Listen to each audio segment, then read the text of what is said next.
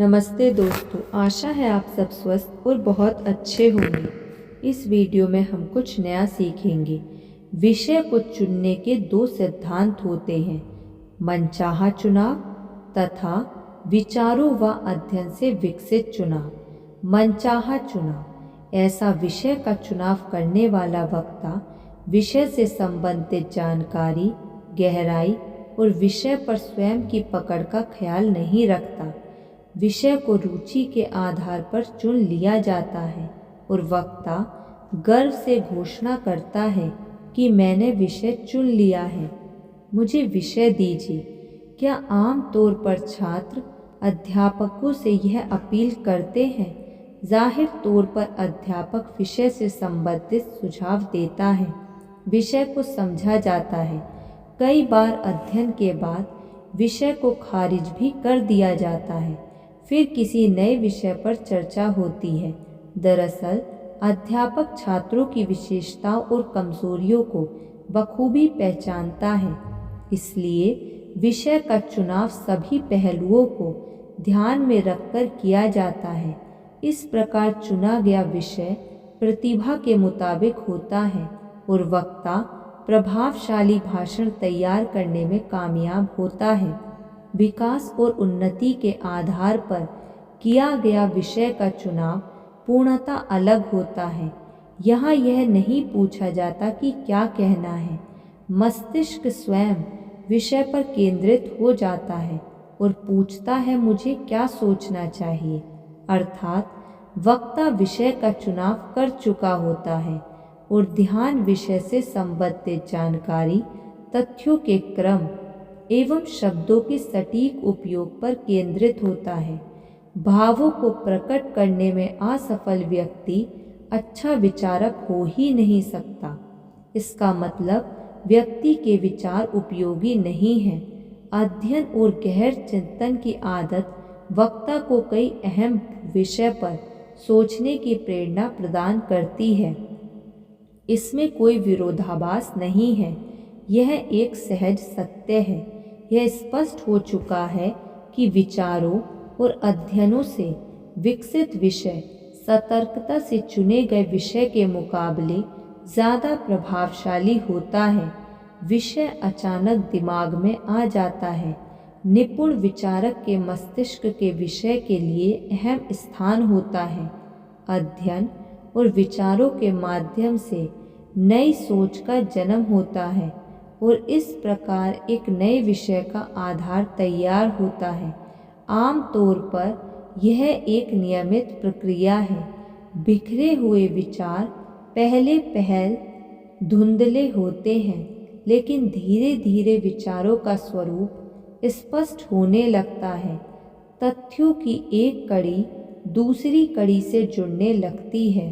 अंततः एक महान विचार का जन्म होता है, एक ऐसा विचार जिसकी शक्ति बहुत प्रबल होती है। विचार वक्ता के मस्तिष्क में जोर जोर से चिल्लाता है, जागो, मैं तुम्हारा विषय हूँ। अब मुझे अपने शब्दों के जादू से महान स्वरूप देने में जुट जाओ। इसके अलावा फिलहाल कोई और लक्ष्य नहीं होना चाहिए।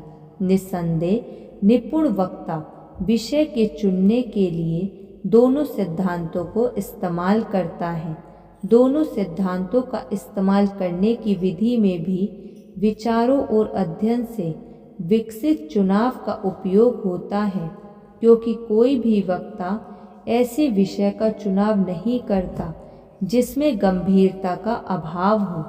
यदि भाषण का विषय किसी दूसरे व्यक्ति द्वारा तय किया गया है, तो बौखलाने से बेहतर है कि विषय से संबंधित उचित जानकारी जुटाई जाए और जमकर तैयारी की जाए।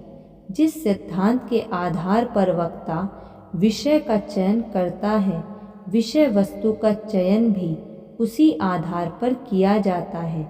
स्वयं से या अन्य लोगों से पूछिए, किसी विशेष उत्साह या समारोह को किस अंदाज में आयोजित किया गया है, कितने दर्शकों के आने की उम्मीद की जा सकती है, समाज के किस वर्ग के दर्शक उपस्थित होंगे, किस विशेष पर दर्शकों का नज़रिया क्या है, मेरे अलावा और कौन भाषण देगा, समारोह के दौरान क्या मेरा नंबर पहला होगा या मुझे अंत में मौका दिया जाएगा, बाकी वक्ता किन मुद्दों पर भाषण देंगे, मंच किस तरह तैयार किया गया है, भाषण को प्रभावशाली बनाने के लिए क्या कुछ बदलाव करने चाहिए, भाषण के लिए कितना समय लगेगा।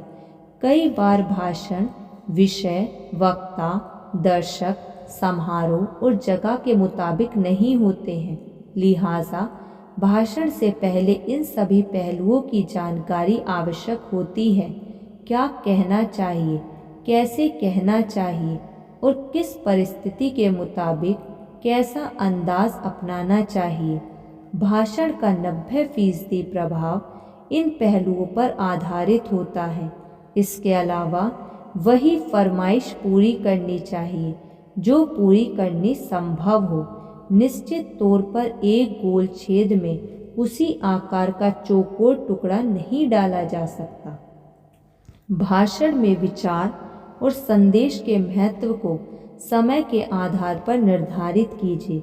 यदि भाषण के लिए 10 मिनट का समय निर्धारित किया गया है तो उसे 11 या 12 मिनट तक ना खींचें। ज़्यादा बेहतर है कि भाषण को 9 मिनट में ख़त्म किया जाए। वक्ता के पास अगले वक्ता और दर्शकों का समय जाया करने का हक नहीं होता। सही समय पर भाषण खत्म करने के लिए उचित तैयारी कीजिए। खाका तैयार कीजिए कि विचार एवं संदेश को कितना समय देना है।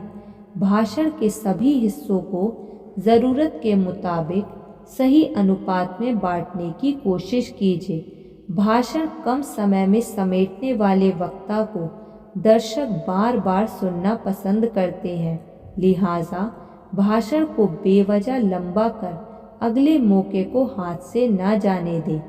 अगला महत्वपूर्ण पहलू यह है कि भाषण के किस हिस्से को कितना महत्व देना है।